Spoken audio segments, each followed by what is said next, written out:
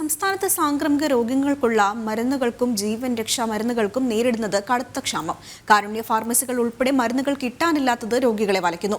മരുന്ന് കൂടുതലുള്ള സ്ഥലങ്ങളിൽ നിന്ന് ക്ഷാമമുള്ള ആശുപത്രിയിലേക്ക് മാറ്റി താൽക്കാലിക പരിഹാരം കാണുകയാണ് സർക്കാർ.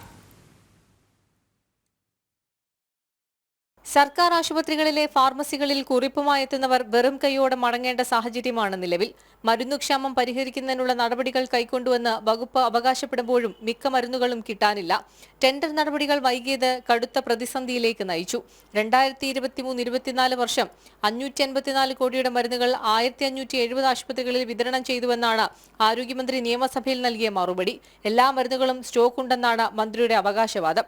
എന്നാൽ മരുന്ന് കൂടുതലുള്ള സ്ഥലങ്ങളിൽ നിന്ന് ക്ഷാമമുള്ള ആശുപത്രികളിലേക്ക് മാറ്റി താൽക്കാലിക പരിഹാരം കാണുന്നു എന്നതാണ് യാഥാർത്ഥ്യം. കേരള മെഡിക്കൽ സർവീസസ് കോർപ്പറേഷൻ ഏജൻസികൾ വഴി മെഡിക്കൽ കോളേജുകൾക്കും കാരുണ്യ ഫാർമസികൾക്കും മരുന്ന് വിതരണം ചെയ്ത വകയിൽ കോടികളാണ് കുടിശ്ശികയായുള്ളത്.